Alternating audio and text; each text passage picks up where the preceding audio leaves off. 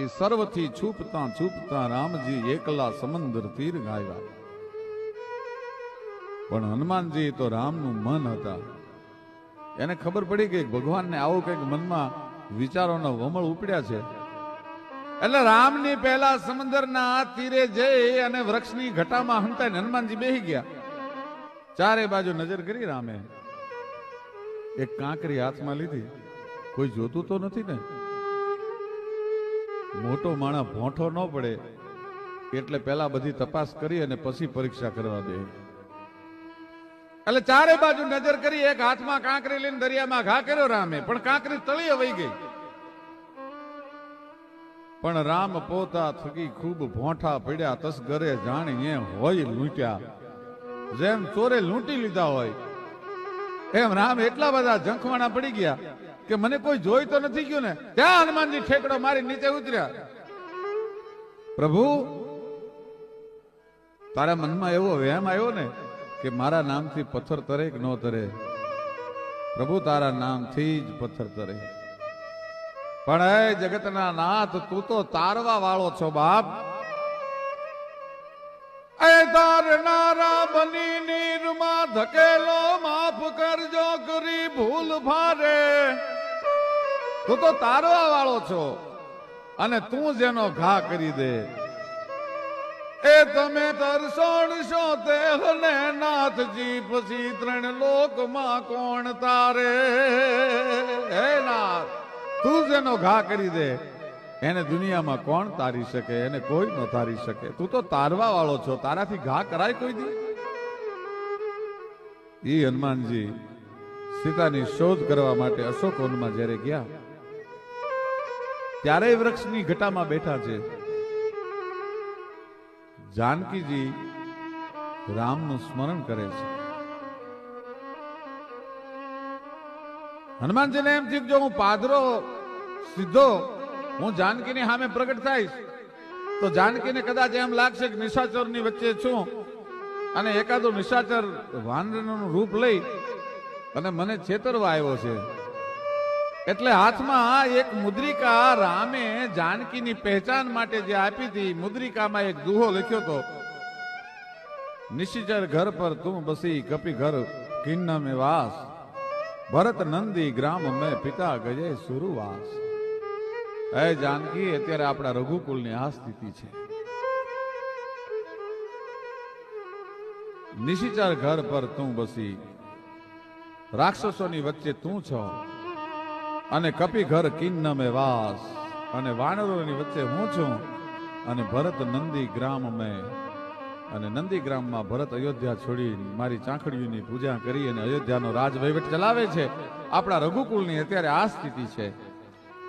એ આમ જ્યાં વાંચ્યું ત્યાં તો પરોહના પુલ્લા મીડ્યા માને છૂટવા. ભાઈ અમંગ કે બાહની કિંગ હસી હાક ધૂતા લઈને વાગી ગયા ડમર ડાક ગઢારા જંગા તો લંબાવી ગયા જો જટા જટ ઘોર મંડાણોય જદ કટાંગટ બાણ કરાલ છટંત તટા તટ રોંડ તંત તટ હમંગ કે બાહની કિંગ હસી હાક ધૂતા લઈને વાગી ગયા ડમર ડાક માને પરોહના પુલ્લા મીડ્યા છૂટવા. કોણ છે? અને હનુમાનજી ઠેકડો મારીને મારે આવ્યા. ખમા ખમા ખમા ખમા મારા બાપ. જા બાપ, તું કોણ છો? ક્યાંથી આવસ? તારું નામ શું? તારું સરનામું શું? મારે કાંઈ નથી પૂછવું, પણ મારા રાઘવનો સંદેશો લઈને આવ્યો છે ને તો જા, આજથી હું તને અષ્ટ સિદ્ધિ અને નવ નિધિ આપું છું અને અજર અમર ગુણ નિધિ સુત હોવું. એ બાપ, મારો આશીર્વાદ છે કે જ્યાં સુધી સૂરજ ને ચાંદો તપશે ત્યાં સુધી જગત તારી પૂજા કરશે, તારી આરતી ઉતારશે અને તને એકલાને નહીં પણ તારા ભજન કરવા વાળાને હું અષ્ટ સિદ્ધિ અને નવનિધિ આપીશ. એમ જાનકી બોલ્યા છે. તો કહા માં તત્વ પ્રેમ કરી મમ ગરુતો જાનત પિયા એક મન મોરા, સો મન રહત સદા તોહિ પાહી, जानहु प्रीति रस एत नहीं माही, તત્વ પ્રેમ કરી મમ અરુતોરા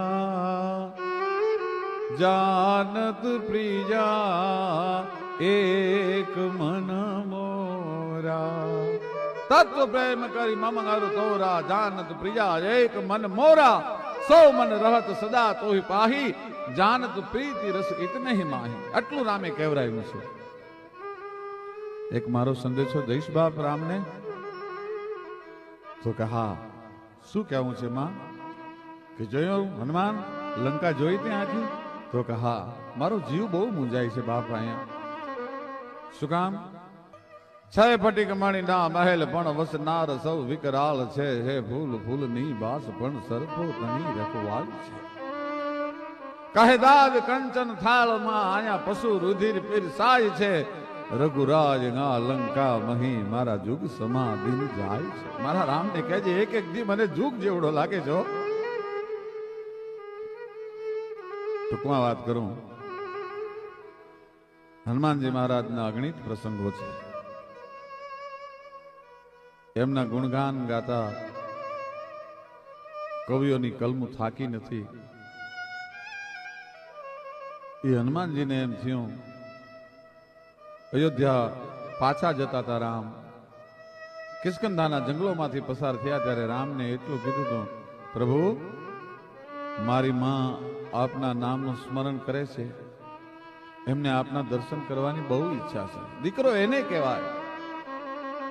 એકલો પ્રભુને ભજે એમ નહીં, પણ માવતરને પણ પરમાત્માને પ્રત્યક્ષ કરાવે, માવતરને પણ પરમાત્માના દર્શન કરાવે. ઠીક થવું, દલ ઠારવું, કરવું પર હિત કાજ, પોતે તરવું અને બીજાને તારવું, એ તો બહુ વહમું છે વશરામ.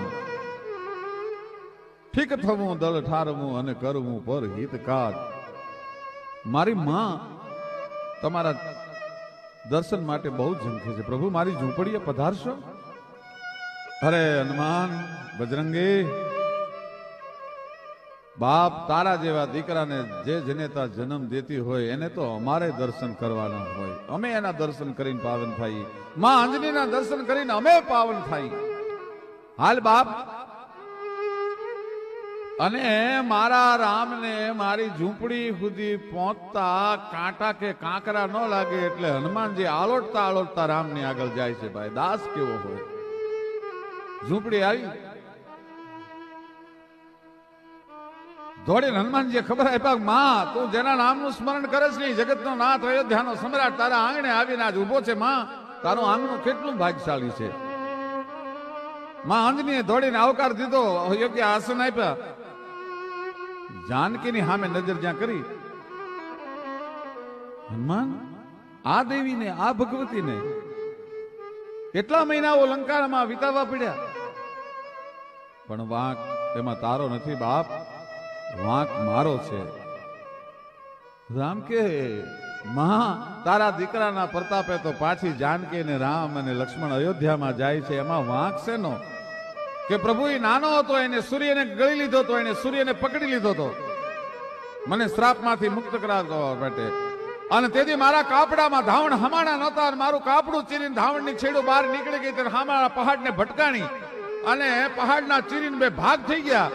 અને તેથી મારો હનુમાન પાછો આવ્યો ત્યારે મેં એને ઘડીક ધવરાયો હતો, પણ એને જો મેં પેટ ભરીને ધવરાયો હોત ને તો તારે આવડું મોટું સાઈન લઈને લંકામાં ન જવું પડે. મારો હનુમાન એકલો આખી લંકાને ધમરોળી જાનકીને લઈ પાછો વિયો આવે. એ હનુમાનજીના હનુમાન ચાલીસા ઘણા રાંકાની જેમ ગાય છે, ઘણા માયકાંગલાની જેમ ગાય છે, પણ હનુમાનજીને એના વીર રસનું વર્ણન સંભળાવવાનું છે. એ હનુમાન ચાલીસા મેં પણ ગાયા છે. રામ અને હનુમાન ભક્તો સુધી આ હનુમાન ચાલીસાના પુષ્પો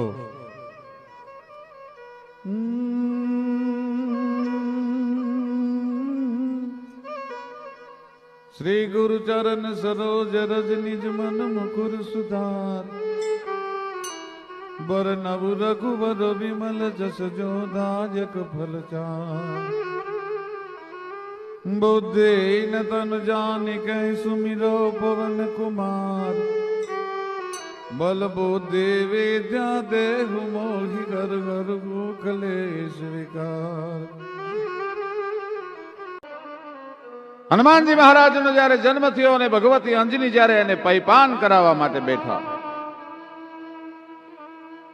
5 ઘૂંટડા હજી હનુમાનજીના ઉદરમાં અંજનીના ધાવણના ગયા હશે, ત્યાં સ્ફટિકની માળા તૂટી ગઈ અને એક એક મોતીડું ધરતીની માથે પડતું હોય એમ ઠામ ઠામ ઠામ અંજનીની આંખમાંથી આહુડા હનુમાનજીના ગાલ ઉપર મીંડ્યા પડવા. ઉપર જોયું, માં રોવે છે. સુપાત્ર દીકરો કોઈ દી જનેતાને રોતી ન જોઈ શકે, કારણ કે માં છે ને એ તો અમૃતનું ઝાડ છે. એટલા માટે સૌરાષ્ટ્રમાં એક કહેવત છે કે કોઈનો ઘોડે ચડતો બાપ મરજો, પણ કોઈની દરણા દળતી માં ન મરશો. માઈ માં અને બીજા વગડાના વાહ. અને ભગત બાપુ કવિશ્રી દુલાભાયા કાગને લખવું પડે, પણ મોઢે બોલું અરે ત્યાં તો મને હાચે જ નાનપણ સાંભળે, પણ પછી મોટની મજા મને બધી કડવી લાગે કાગડા. માના ઊંડા ઊંડા આવડા હનુમાનજીના ગાલ ઉપર પડે છે. માને હનુમાનજી રોતી જોઈ, માં શું કામ રોવસ? ના બાપ, આ તો મારા હરખના આંસુ છે. મિત્રો, વિજ્ઞાન, સાયન્સ, ટેકનોલોજી ગમે એટલી પ્રગતિ કરે, પણ કુદરતના અમુક અકળ રહસ્યો છે એને હજી વિજ્ઞાન નથી પામી શક્યું. દરિયા તણો ક્યારો કર્યો એનો કૂવો કેવડો હશે, અને ધરતી તણો પીંડો કર્યો તો પ્રભુ રજ લાભ તો ક્યાંથી હશે. કહે કાગ સર્જક સર્પનો કેવો કઠણ ઝેરી હશે, અને સુગંધી પવન લહેરાવનાર એ મારો વરી કેવો લહેરી હશે. પશુ પંખીને કડનો પિતા પર મારથી કેવો હશે, અને એક માનવી ઘડનાર હે પ્રભુ સ્વારથી કેવો હશે. અમુક અકળ રહસ્યને નથી શોધી શક્યું વિજ્ઞાન. કોઈ પણ માણસના આંસુને નળીમાં ઝીલી અને લેબોરેટરીમાં એનું પૃથ્થકરણ કરીને વિજ્ઞાન એ નક્કી કરી દે કે આ માણસના આંસુમાં કેટલા ટકા ક્ષાર છે. બાજી વિજ્ઞાન હજી નક્કી નથી કરી શક્યું કે સુખના આહુડા કેમ ટાઢા હોય અને દુઃખના આહુડા કેમ ઊના હોય. હજી ન્યા વિજ્ઞાન નથી પહોંચી શક્યું. આ તારા વેદનાના આંસુ છે, આ તારા ઊના આહુડા છે. હાચું કહી દે, માર શું કામ રોવસ? તેથી અંજની બોલ્યા છે, બાપ, મને દેવતાઓનો શ્રાપ છે, તારે એના દીકરાનો જન્મ નહીં થાય. તને કુંવારા કલંક લાગશે, અને કદાચ તારે એના દીકરાનો જન્મ સાજે હવા પર દી ચડશે ત્યાં સુધી તારો દીકરો આ જગતના ચોકમાં જીવશે નહીં. અને માના ધાવણની કેટલી તાકાત હોય. હનુમાનજી હાકલ કરી કે માં એને હવા પરનો થાવા દઉં તો ને, અને બાલ સમય રવિ ભક્ષ લિયો તબ તીનહું લોક ભયો અંધિયારો. હનુમાનજી મહારાજ સૂર્યને ગળી ગયા છે. દેવતાઓ પ્રાર્થના કરે છે, સૂર્યની પકડને મૂકી દો, કે પહેલા મારી જનેતા અંજની શ્રાપમાંથી મુક્તિ આપો.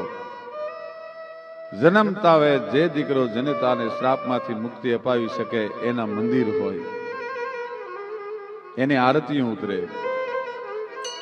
એમ છતાંય નારદની એક દી વહેમ આવ્યો કે એક અવતારમાં ભગવાનની ભક્તિ કરીને હનુમાનજી આવડો મોટો ઠૂંઠ થઈ ગયો. એના દરેક દેવ મંદિરમાં સ્થાન, એના પોતાના મંદિરો, એની આરતીઓ ઉતરે, એના નામના નગારા વાગે, એના નામના ડંકા વાગે, અને યુગોથી ભગવાનની ભક્તિ કરતો આવું છું, અને મારું કોઈ મંદિર નહીં. અને નારદજી સીધા વૈકુંઠમાં દોટ મૂકી ભાઈ. સામે લક્ષ્મીજી મળ્યા. લક્ષ્મીજીએ નારદને પૂછ્યું કે દેવર્ષિ કેમ એટલા બધા આજ ક્રોધમાં છો? કે દેવ ઋષિ તમે કેમ દુભાણા ને સાચા તમે છો ઈશાન. દોષ એનો શું એ મને દાખલો આપો, તાણીન બાંધો તંત તમારે નાકલા થાવું. ધીરજ રાખો પ્રભુને હું ધધડાવું. ભગવાનનો વાંક શું આવ્યો? એ નારદ, મને વાત કરો, હમણાં ભગવાનને ખખડાવી નાખું. અને ત્યારે નારદ રજૂઆત કરે છે કે હું સંત સાચો પણ શામને મંદિર ક્યાં જ નથી મારું સ્થાન. આ કંઈક મંદિરો અને ગામને જાપે હજી બેઠો હનુમાન ખોટી છે શું ભક્તિ મારી કે દગાળો ના દેવ મુરારી. મારી ભક્તિમાં ક્યાંય ખામી આવી કે લક્ષ્મીજી તમારો પતિ જ દગાખોર છે?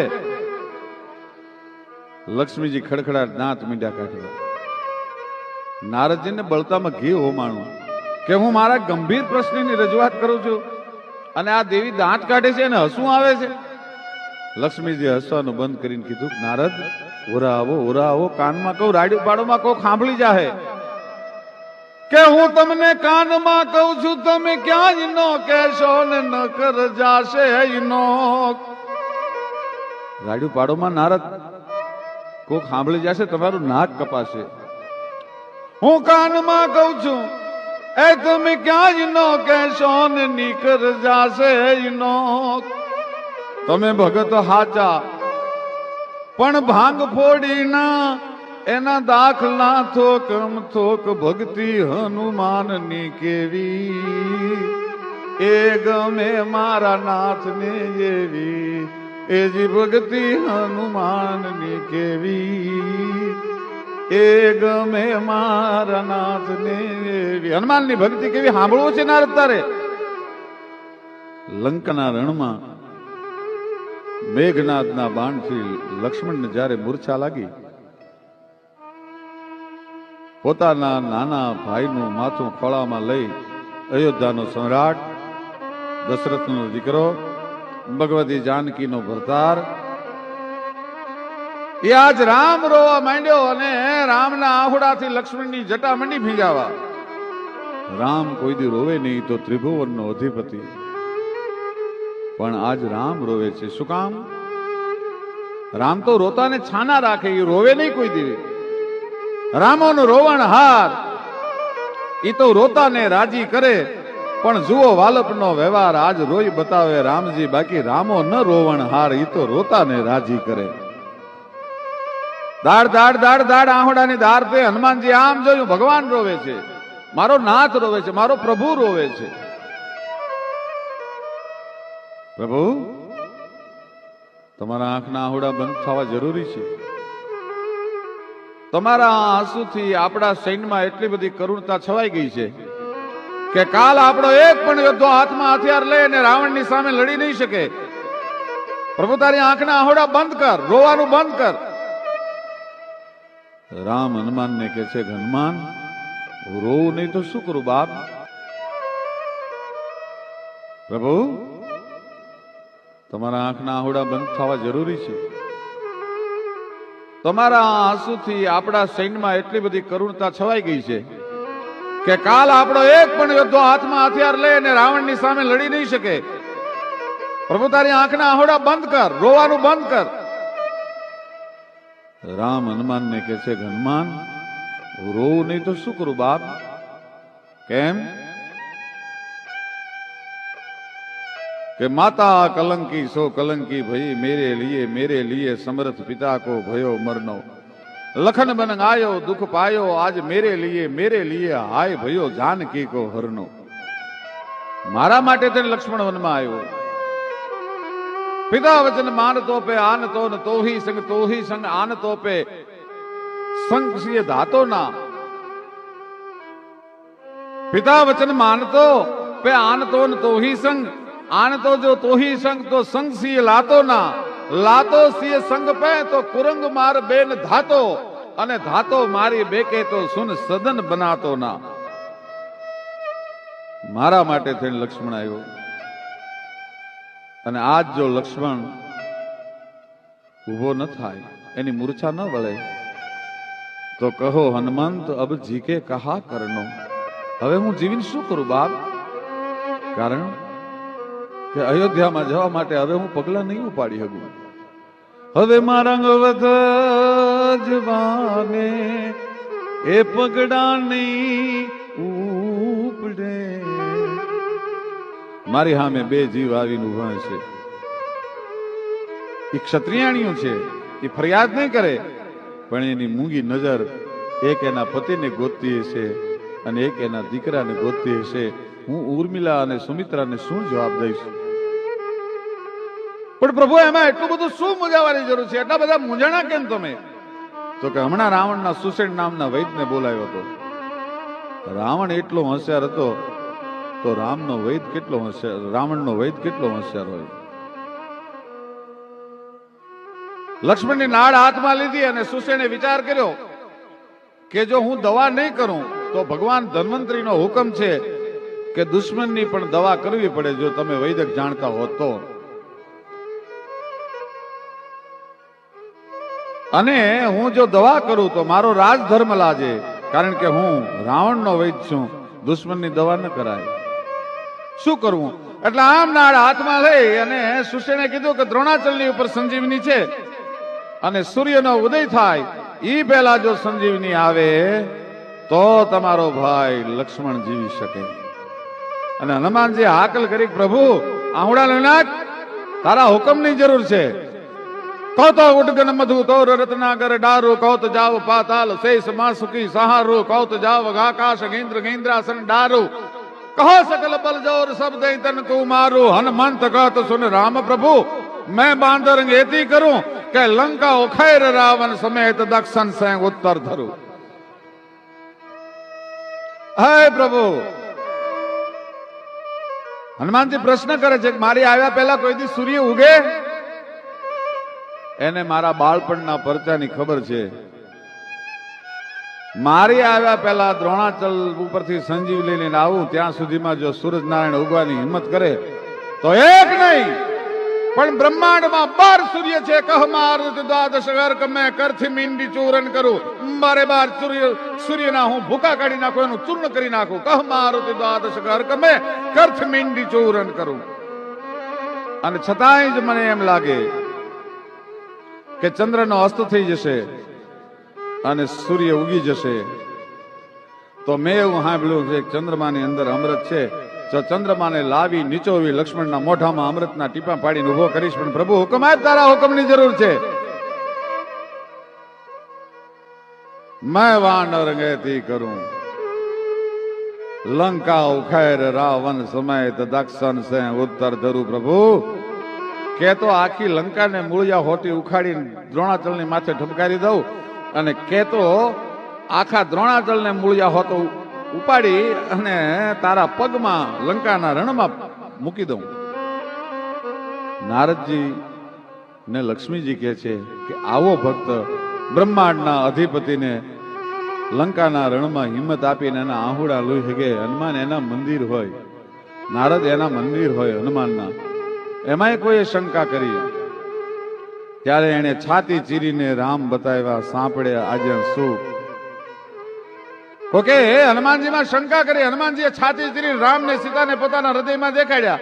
પણ નારદ, હનુમાનજી થવા માટે તમે પ્રયત્ન કરી અને તમારી છાતી ચીરવાનો પ્રયત્ન ન કરતા. એ છાતી ચીરીને રામ બતાવ્યા ને એના સાંપડ્યા આજે સુખ.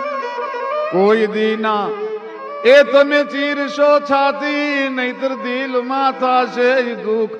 ભૂલે ચૂકે જોઈ ચીરાશે તો કાળા ધોળા બાર કળાશે. એ ભૂલે ચૂકે જો ચીરાશે તો કાળા ધોળા બાર કળાશે. એટલું જ સાંભળ્યું ત્યાં નારદનો ક્રોધ શાંત થઈ ગયો અને પોતે વૈકુંઠમાંથી વિદાય લીધી. એના માટે રામને લખવું પડ્યું. ડેરી અને વડાળ ગામને ભાંગવાનો જેદી જાહો લખ્યો, જાહા ચિઠ્ઠી લખી. શું જનેતાના ઉદરમાંથી સંસ્કાર લઈને જન્મેલા માણસો હશે, એનામાં ખાનદાની હશે, એની ખુમારી હશે, એની ટેક હશે. એનો સત્ય ઘટનાનો અદભુત પ્રસંગ. ડેરી અને વડાળ ગામ ભાંગવાનો જાહો લખ્યો. આણુવળી અને પટેલની વવારું ઘરે આવી છે અને પોતાના ધણીને ભાત દેવા માટે તૈયાર થાય છે. ઈ નવનાથની ચૂંદડી ઓઢી અને બાઈએ માથે ભાત લઈ અને ડગલા માંડ્યા. ઊંચી પડથારના મકાન પગથિયા ઉતરતા ઉતરતા હાહોએ નજર કરી તો વહુ છે એ ઘરેણાથી ભાંગી પડે છે, એટલા ઘરેણા પહેર્યા છે સોનાના. અને હાહોના મોઢામાંથી શબ્દ નીકળ્યા, વહુ ઘરેણા ઉતારીને જાઓ. તમને ખબર નથી, આપણું ગામ ભાંગવાનો કાદુ મકરાણીએ જાહો લખ્યો છે, જાહા ચિઠ્ઠી લખી છે. આટલા બધા ઘરેણા પહેરીને મારા દીકરાને ભાત દેવા ન જવાય, તમારો બાપ કાદુ લૂંટી લે. ભાઈ ઉભી રહી ગઈ એક સેકન્ડમાં. વહુ સંભળાતું નથી, તમને કહું છું, ઘરેણા ઉતારીને જાઓ, નહીતર તમારો બાપ કાદુ લૂંટી લેશે.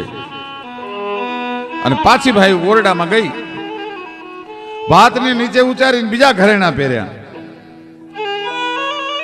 બીજા ઘરેણા પહેરી અને ઈ બાઈ છે એ બારી નીકળી ત્યારે હાહુએ કીધું કે વહુ ગાંડી થઈ ગઈ છો તું?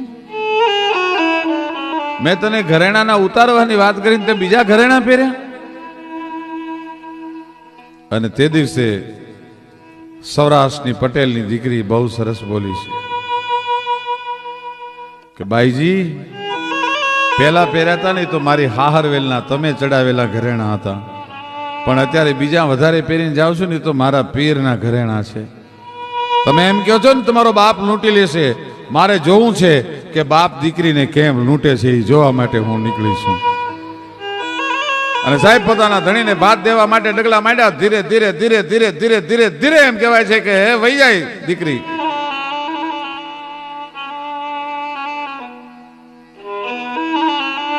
અને એમાં ડુંગરાની ગાળીઓની વચ્ચેથી હાંકડો રસ્તો માર્ગ નીકળ્યો. પોતાની વાડી થોડીક છેટે છે, ત્યાં બે બારવટિયા ઠેકીને આડા ફરીને ઉભા રહ્યા. હે ભાઈ ઘરેણા ઉતારી દે, અમે બારવટિયા છીએ. તો કે ઘરેણા ઉતારી દેવા માટે જ આવી છું, પણ મારે એકવાર કાદુ મકરાણીને મળવું છે. એ બારવટિયાને એમ થયું કે 8-8 દિવસથી ઉપવાસના કડાકા વેઠીએ છીએ, એક ટાણાનું અનાજ નથી. આ બાઈના ઘરેણાથી ભૂખ ભાંગી જાય, દાળદર ભાંગી જાય, એટલા બાઈ ઘરેણા પહેરી નીકળી છે. કાદુ પાસે લઈ જાય, કાદુ પાસે લઈ ગયા. પોતાના હાથનું ઓસીકો કરીને ડુંગરાની કંદરામાં કાદુ મકરાણી ગીરનો હાવ જ હૂતો જ ભાઈ. પણ આમ જ્યાં એકને લઈ અને પોતાના 2 જુવાનડા આવે છે અને જોયા, ત્યાં કાદુની આંખ બદલાણી ભાઈ. 12 પ્રકારના વટને ધારણ કરી અને જે પોતાના અન્યાય થયો છે અને ન્યાય મેળવવા માટે રાજની સામે લડે અને બારવટીઓ કહેવાય. 12 પ્રકારના વટને ધારણ કરે. બેન દીકરીની સામે જોવાય નહીં, બેન દીકરીનું સીલ લૂંટાય નહીં, સાધુ અને બ્રાહ્મણની ઉપર હાથ ઉપાડાય નહીં, ધર્મના કામમાં કોઈ દિવસ એમ કહેવાય છે કે ધાડ પડાય નહીં. એવા 12 પ્રકારના વટ જે ધારણ કરે.